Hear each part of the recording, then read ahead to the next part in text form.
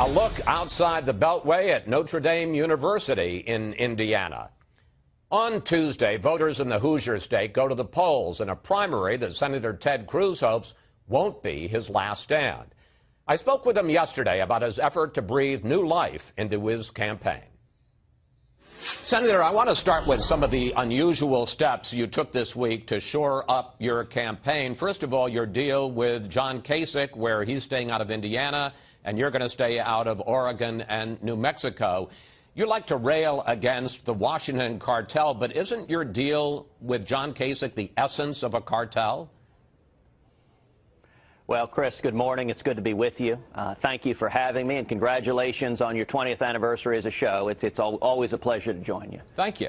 Listen, it is very simple.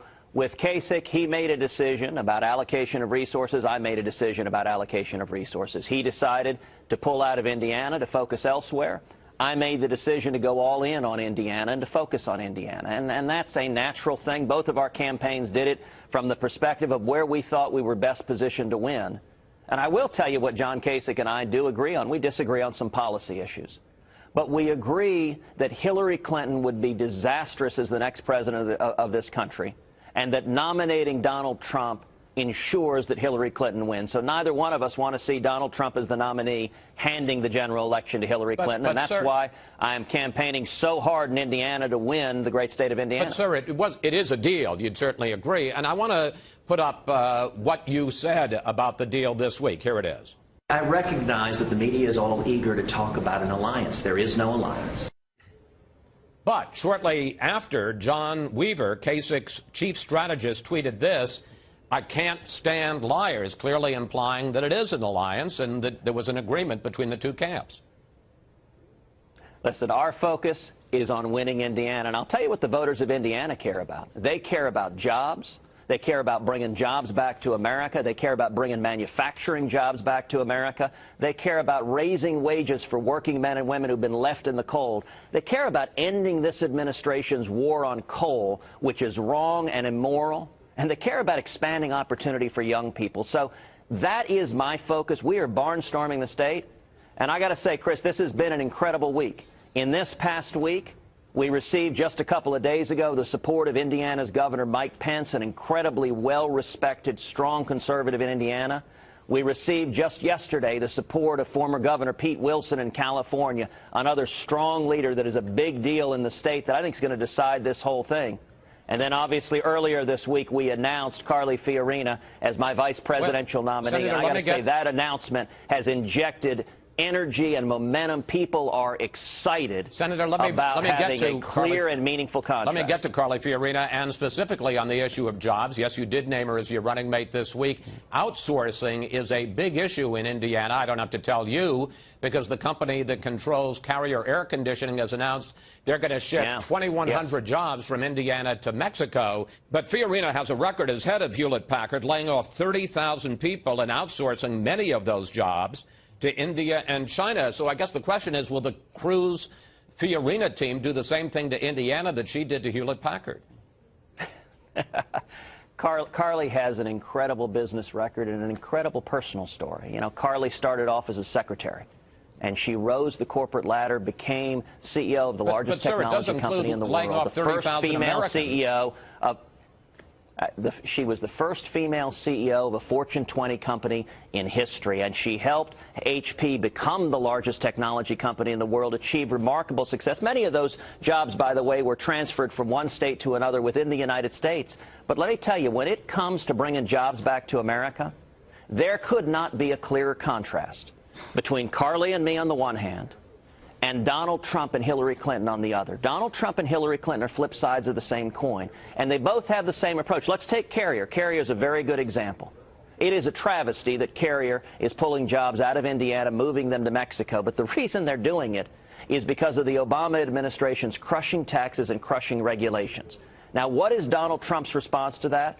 It is, he says he's going to punish Carrier. He's going to use the power of the federal government to punish them.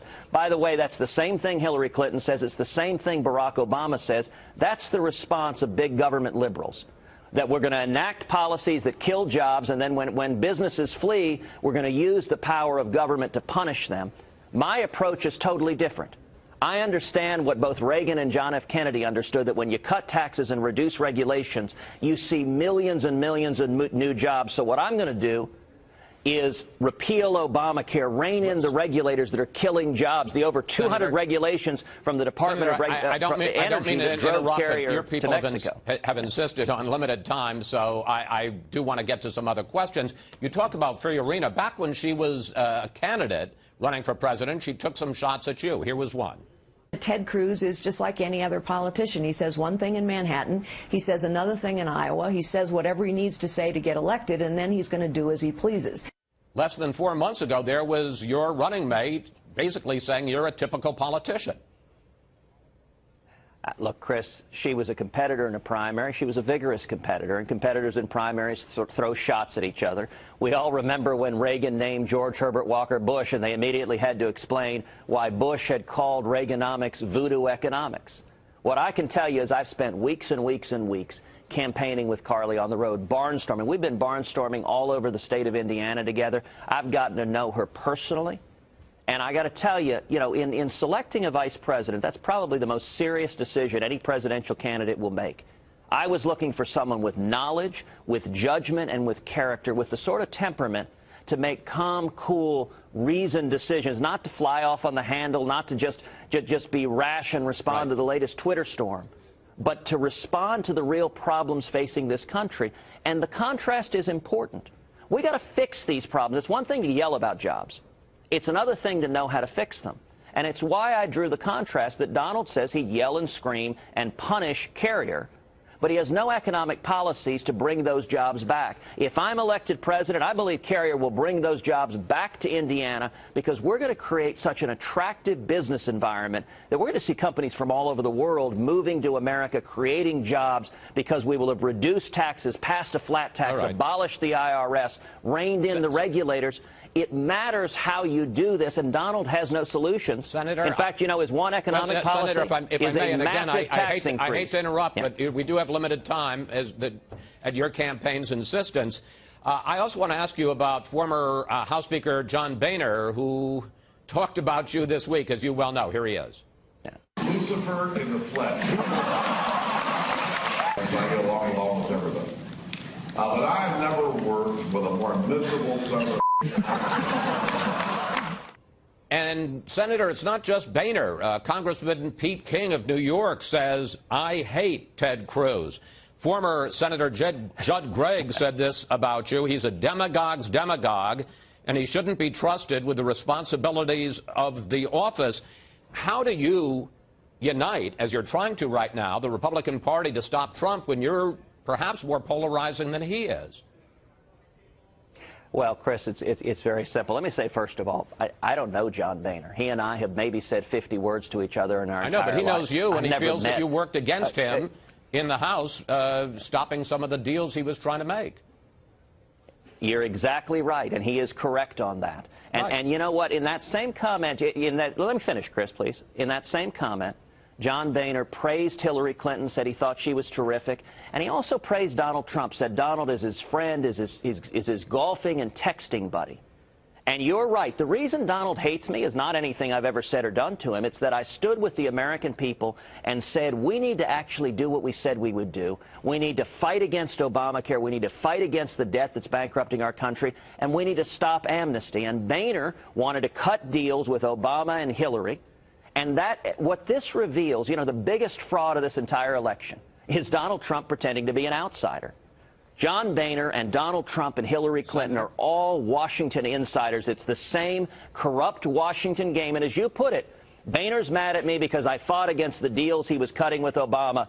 Donald Trump is exactly like Boehner and Hillary in cutting those deals, and that's why the American people want someone like Carly and me to stand with them instead of Washington. I have one last question for you, and again, in the limited time that your campaign has given us, in a fundraising email this week, you say this: make no mistake, Indiana is absolutely pivotal. Senator, you finally have Trump in the one-on-one contest that you've been longing for. Indiana would seem to be a conservative state that would favor you. If you don't win in Indiana under these circumstances, is this race over? Well, listen, I agree that Indiana is incredibly important. I think regardless of what happens in Indiana, Donald Trump is not getting to 1237. No one's getting to 1237. We're headed to a contested convention. I'm going to have a ton of delegates at that convention. Donald's going to have a ton of delegates. But if he beats you, and it's going to be a battle to see who can earn a majority. Of course not. It's going to be a battle to see who can earn a majority of the delegates elected by the people at the convention. And the reason Donald is so frantic to say the race is over and trying to get all of his media acolytes to say the race is over is because Donald knows he cannot earn a majority of the delegates that were elected by the people. And you got to win a majority. If you can't win a majority, it means you can't unite the party and you can't win. And let me make one final point, Chris. If you want as clear a contrast as possible in Indiana, this week in Indiana, I was celebrating the support of Carly Fiorina and Mike Pence. This week in Indiana, Donald Trump was celebrating the support of Mike Tyson, a convicted rapist who spent 3 years in prison in Indiana. He also had the support of Bobby Knight. But let me be clear, Chris. Donald said he thinks Mike Tyson is a, quote, tough guy. Well, I don't think rapists are tough guys. I think they are cowards and weaklings and bullies. And you want a contrast of this entire race. It is Donald and Mike Tyson, a convicted rapist, versus me standing with Carly Fiorina and Mike Pence. And I think the good people of the Hoosier State, that's a choice. Midwestern common sense and good judgment is going to yield, I hope, the right decision. Senator, thank you very much. Next time, I hope we have more time to talk with each other. I always appreciate it.